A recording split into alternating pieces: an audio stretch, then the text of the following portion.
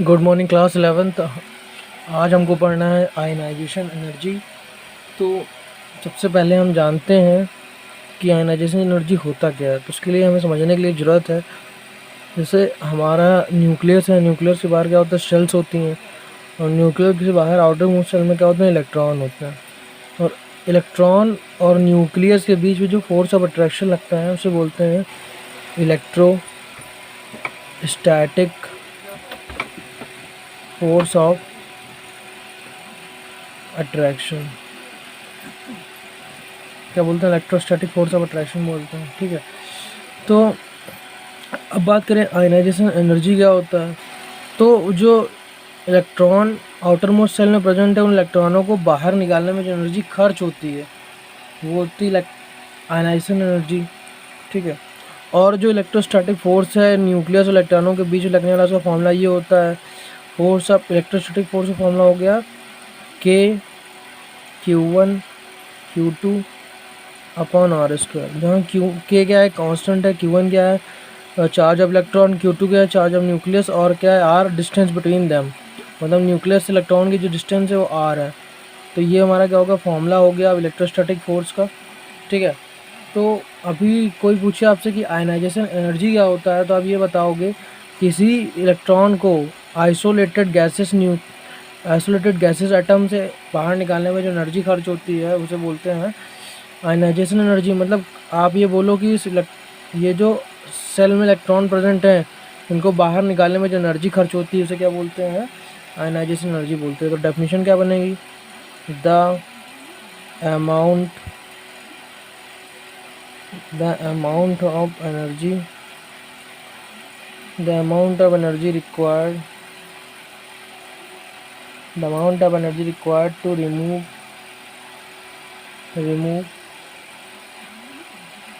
the valence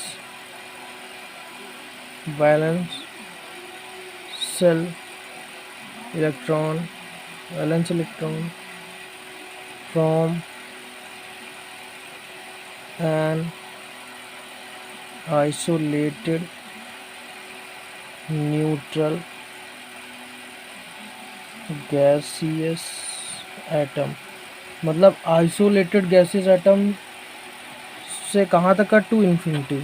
मतलब the amount of energy required to remove the valence electron from an isolated neutral gaseous atom to infinity. मतलब isolated gaseous atom क्या होता है, isolated का मतलब होता है, आइसोलेटेड एटम का मतलब होता है गैसियस एटम। देखो, मतलब अगर कोई चीज़ सॉलिड स्टेट में होती है, तो उससे इलेक्ट्रॉन निकालना टफ है, क्योंकि इलेक्ट्रॉन क्या होता है, लैटिस के प्रॉपर अरेंजमेंट में अरेंज होते हैं। मतलब जो कॉन्स्टिट्यूएंट पार्टिकल होते हैं प्रॉपर अरेंजमेंट होता है सॉलिड का, तो इलेक्ट्रॉन निकालना ज़्यादा टफ होता है। लेकिन जो गैसियस स्टेट होता है उसमें क्या होता है, मॉलिक्यूल एक दूसरे से अच्छी खासी डिस्टेंस होती है, क्योंकि फोर्स ऑफ अट्रैक्शन थोड़ा कम होता है। ठीक है, तो गैसेस स्टेट से इलेक्ट्रॉन निकालना ज़्यादा आसान है। अच्छा, मान लो आपको पता लगाना है कि जैसे ये इलेक्ट्रॉन है, इस इलेक्ट्रॉन को निकालने में कितनी एनर्जी खर्च हो रही है। तो वैसे तो सेल में बहुत सारे इलेक्ट्रॉन होंगे, तो इस इलेक्ट्रॉन के बारे में जानकारी चाहिए तो इसी इलेक्ट्रॉन पर स्टडी करना पड़ेगा, इसीलिए इसको बोला गया आइसोलेटेड गैसेस एटम। मतलब अगर हमें एक इलेक्ट्रॉन के बारे में जानकारी चाहिए, उसको निकालने में कितनी एनर्जी खर्च हो रही है, तो आइसोलेटेड वर्ड इस्तेमाल किया गया। तो आयनाइजेशन एनर्जी क्या होती है, the amount of energy required to remove the valence cell electron from isolated neutral gaseous atom to infinity. अच्छा, एटम के लिए इन्फिनिटी डिस्टेंस जो होती है वो 2 ही सेंटीमीटर होती है। ठीक है, क्या होती है, 2 सेंटीमीटर होती है। ओके, तो मान लो अब जैसे ये हमारा गैसेस एटम है M, इससे एक इलेक्ट्रॉन निकाल लिया हमने, तो M से एक इलेक्ट्रॉन निकालने पे M पे क्या चार्ज आएगा, प्लस।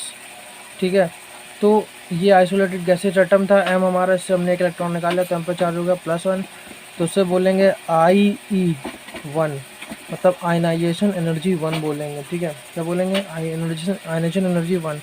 अब इस M+ से फिर से इलेक्ट्रॉन निकाल लो, M+ से हमने एक और इलेक्ट्रॉन निकाल लिया तो बन गया M++, तो क्या आ जाएगा, IE2 आ जाएगा।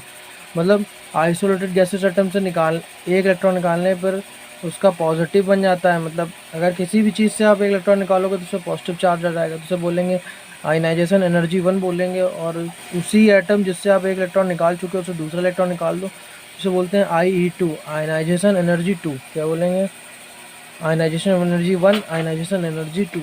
और ठीक है, अब बात करते हैं आयनाइजेशन एनर्जी जो होती है, जो एनर्जी खर्च होती है इलेक्ट्रॉन को निकालने में, पॉजिटिव होती है या निगेटिव होती है। तो मैं आपको बता दूं, ये पॉजिटिव कभी नहीं होती है, ये निगेटिव कभी नहीं होती है, हमेशा पॉजिटिव होती है। आयनाइजेशन एनर्जी क्या होती है? ऑलवेज पॉजिटिव, ऑलवेज पॉजिटिव होती है, ऑलवेज पॉजिटिव। ठीक, अब ऐसा क्यों? देखो, अच्छा, जैसे यहाँ पर हमने निकाला तो ये आयनाइजेशन एनर्जी 1 है, तो आयनाइजेशन एनर्जी को डेल्टा H से भी बता सकते हो। ठीक है, तो डेल्टा H क्या होता है? Delta H change in enthalpy होता है। क्या होता है? Change in enthalpy. Change in enthalpy का मतलब है चेंज इन हीट। क्या हो गया? चेंज इन हीट लिख सकते हो, चेंज इन हीट भी लिख सकते हो। चेंज इन हीट का मतलब है किसी रिएक्शन को कराने के लिए आप हीट दे रहे हो तो पॉजिटिव, अगर कहीं हीट निकल रही है तो निगेटिव। मतलब अगर डेल्टा H कहीं पर आपको पॉजिटिव मिल रहा है तो मतलब रिएक्शन में आप हीट क्या कर रहे हो? दे रहे हैं, हीट गिव कर रहे हैं। और कहीं पर डेल्टा H निगेटिव है तो मतलब हो रहा है एनर्जी रिलीज़ हो रही है, मतलब हीट क्या हो रही है? रिलीज़ हो रही है, हीट रिलीज़ हो रही है। तो जिन रिएक्शन में हीट देनी पड़ती है उन्हें बोलते हैं एंडोथर्मिक रिएक्शन, एंडोथर्मिक रिएक्शन। और जिन रिएक्शन में हीट निकलती है उसे बोलते हैं एक्सोथर्मिक रिएक्शन। ठीक है, अब बात करते हैं आयनाइजेशन एनर्जी के यूनिट की। किसी बात करते हैं unit of ionization energy. Unit of ionization energy, तो आयनाइजेशन एनर्जी का यूनिट होता है इलेक्ट्रॉन वोल्ट पर एटम। ठीक है, इलेक्ट्रॉन वोल्ट पर एटम होता है और 1 इलेक्ट्रॉन वोल्ट में होते हैं 1.6 × 10⁻⁻19 जूल, इतने इलेक्ट्रॉन होते हैं। ठीक है, 1 इलेक्ट्रॉन वोल्ट की वैल्यू होती है 1.6 × 10⁻⁻19 जूल। ठीक है, या आयनाइजेशन एनर्जी का जो यूनिट होता है इलेक्ट्रॉन वोल्ट होता है, या यूनिट जो हम बोल सकते हैं एक और यूनिट है आयनाइजेशन एनर्जी का, ये है किलो जूल पर मोल। आयनाइजेशन एनर्जी का जो सेकंड यूनिट है वो क्या है? किलो जूल पर मोल है।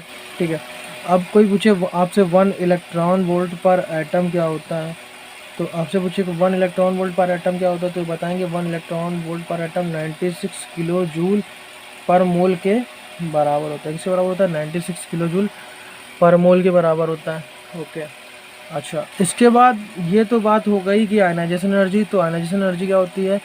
The amount of energy required to remove 1 electron from isolated neutral gaseous atom. मतलब आपके पास आइसोलेटेड न्यूट्रल गैसेस एटम, उससे एक इलेक्ट्रॉन निकालने में जो आपकी एनर्जी खर्च होती है उसे बोलते हैं आयनाइजेशन एनर्जी। तो आयनाइजेशन एनर्जी ऑलवेज पॉजिटिव होती है। और मैंने ये बताया कि जो आयनाइजेशन एनर्जी होती है उसकी एनर्जी डेल्टा एच से प्रेजेंट करते हैं, लेकिन हमेशा डेल्टा एच पॉजिटिव आता है।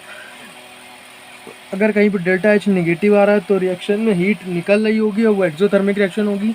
अगर कहीं डेल्टा एच क्या आ रहा होगा? पॉजिटिव आ रहा होगा, तो मतलब हीट हम रिएक्शन को दे रहे होंगे। ठीक है, तो ये हो गया ionization energy and its unit. अब हमें पढ़ना है सक्सेसिव आयनाइजेशन एनर्जी क्या होता है। अब हमें पढ़ना है सक्सेसिव आयनाइजेशन एनर्जी। हम आयनाइजेशन एनर्जी देख चुके हैं, हमें निकालना है सक्सेसिव आयनाइजेशन एनर्जी। मान लो हमारे पास ये हमारा न्यूक्लियस था, न्यूक्लियस के बाद पहला सेल था, पहला सेल में एक इलेक्ट्रॉन था, और क्या तो दूसरे सेल में एक इलेक्ट्रॉन, और ये इस तरह से इलेक्ट्रॉन थे। मान लो हमने क्या करा, यहाँ से एक इलेक्ट्रॉन को निकाल लिया। ठीक है, एक इलेक्ट्रॉन को निकाल लिया, तो इलेक्ट्रॉन कम होने की वजह से न्यूक्लियस का इस इलेक्ट्रॉन पे फोर्स ऑफ अट्रैक्शन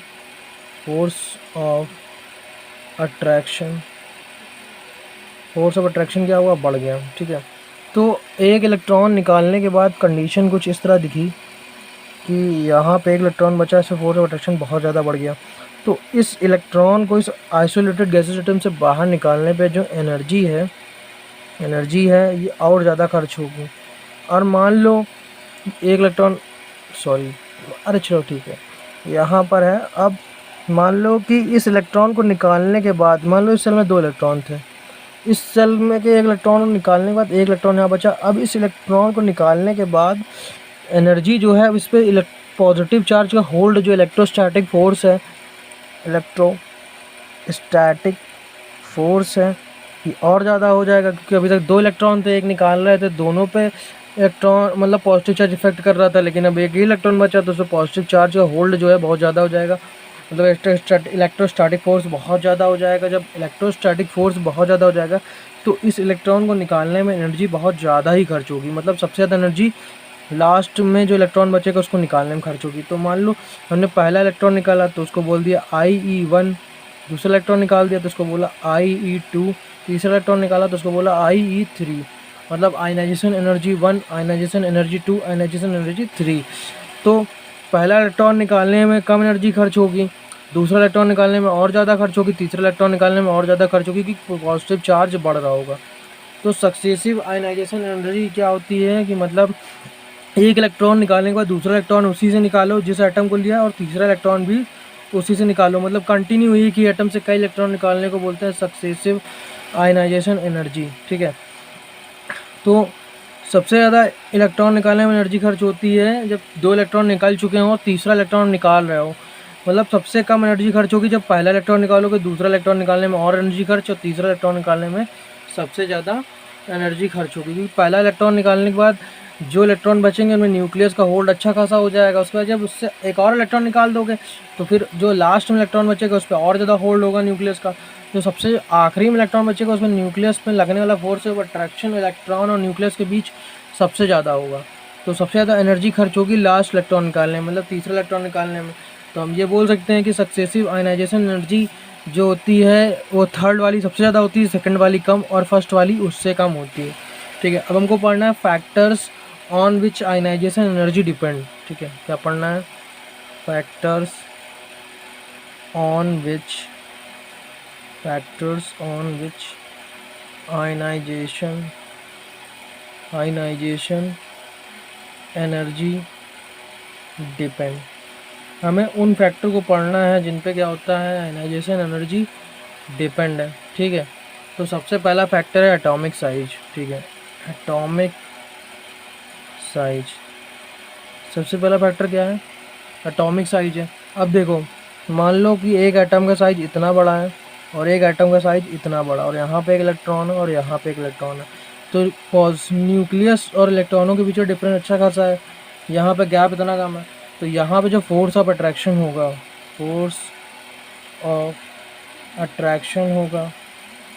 बहुत ज़्यादा होगा। जितना एटम का साइज़ छोटा होगा फोर्स ऑफ अट्रैक्शन उतना ज़्यादा होगा, जितना एटम का साइज़ बड़ा होगा फोर्स ऑफ अट्रैक्शन उतना ही कम होगा। तो हमें तो इलेक्ट्रॉन बाहर निकालना है ना, तो यहाँ फोर्स ऑफ अट्रैक्शन बहुत ज़्यादा है, तो इलेक्ट्रॉन कहाँ आसानी निकलेगा? जहाँ साइज़ बड़ा होगा वहाँ से इलेक्ट्रॉन आसानी निकलेगा। तो हम बोल सकते हैं कि जो हमारा आयनाइजेशन एनर्जी होता है ये इन्वर्सली प्रोपोर्शनल होता है एटॉमिक साइज के, या साइज ऑफ एटम के। मतलब अगर आपका साइज बड़ा है तो क्या होगा? अगर ये वैल्यू बड़ी तो ऊपर वाली वैल्यू छोटी, तो आयनाइजेशन एनर्जी क्या होगा? छोटा मिलेगा। ठीक है, मतलब अगर आपका साइज बड़ा है तो आयनाइजेशन एनर्जी भी कम लगेगी। ठीक है, इन्वर्सली रिलेशन का मतलब क्या होता है? इन्वर्सली प्रोपोर्शनल का मतलब होता है अगर ये बढ़ा तो ये घटेगा, और ये बढ़ेगा तो ये घटेगा। मतलब अगर आप एटॉमिक साइज को बढ़ाओगे तो आयनाइजेशन एनर्जी का वैल्यू कम हो जाएगा। भैया इतना बड़ा साइज जैसे इलेक्ट्रॉन निकालने में कम एनर्जी खर्च होगी ना, तो आयनाइजेशन एनर्जी कम तो लगेगी। अगर मान लो आपका एटॉमिक साइज घट रहा है, ये घट रहा है तो ये वैल्यू तो छोटी है, ये वैल्यू मतलब आपका एटॉमिक साइज घटेगा तो आपका क्या होगा? आयनाइजेशन एनर्जी का वैल्यू बढ़ेगा। अगर आपका साइज कम हो रहा होगा तो आयनाइजेशन एनर्जी का वैल्यू क्या हो रहा होगा? बढ़ रहा होगा। तो ये पहला फैक्टर है जिस पे आयनाइजेशन एंथैल्पी डिपेंड करती है। आयनाइजेशन एंथैल्पी साइज के इन्वर्सली प्रोपोर्शनल होती है, मतलब आपका साइज एटम का बड़ा है तो आयनाइजेशन एनर्जी कम लगेगी, इलेक्ट्रॉन को निकालने में कम एनर्जी खर्च होगी। अगर आपका एटम का साइज छोटा है तो आपकी आयनाइजेशन एनर्जी ज़्यादा लगेगी, मतलब इलेक्ट्रॉन को निकालने में ज़्यादा एनर्जी खर्च होगी।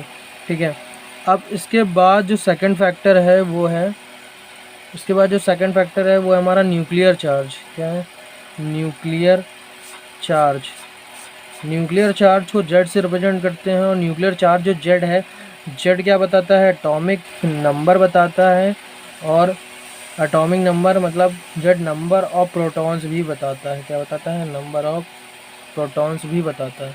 अच्छा, मान लो हमारा कोई न्यूक्लियस, उसके बाहर एक इलेक्ट्रॉन हो, न्यूक्लियस पे 3 प्लस हो और यहाँ एक इलेक्ट्रॉन हो, और हमारा न्यूक्लियस है जिसपे खूब सारे प्लस हो, 4 5, चलो मान लो 5 6 प्लस हो, और यहाँ से एक इलेक्ट्रॉन निकालना हो, तो इतने सारे प्लस मिलकर एक इलेक्ट्रॉन को खींचेंगे तो बहुत ज़्यादा फोर्स ऑफ अट्रैक्शन लगेगा।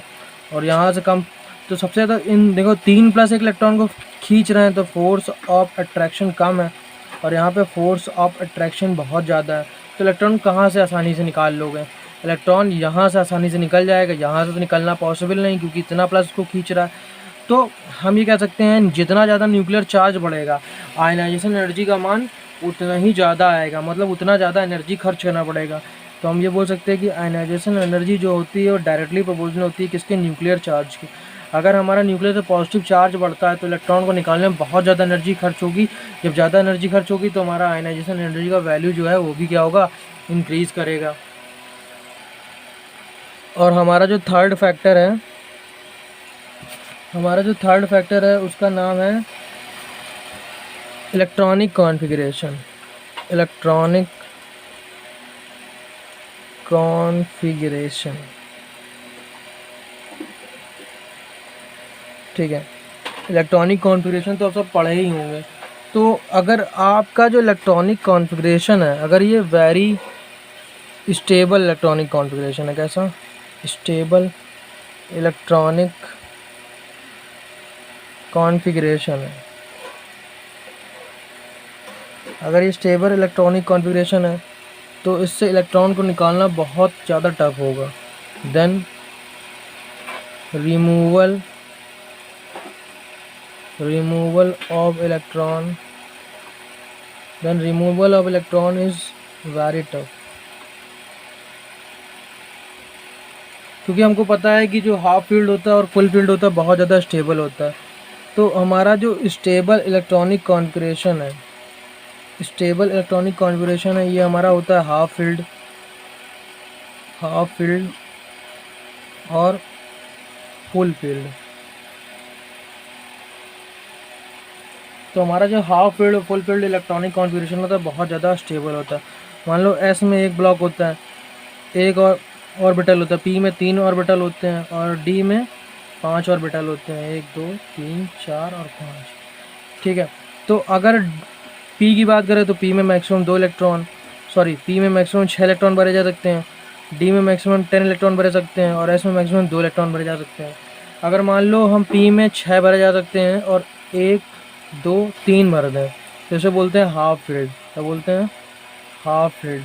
तो ये हाफ फील्ड होगा, ये बहुत ज़्यादा स्टेबल होता है। डी में मैक्सिमम 10 भरे जा सकते हैं, अगर हम 5 भर दें 1 2 3 4 5, तो ये भी क्या हो जाएगा? हमारा हाफ फील्ड हो जाएगा।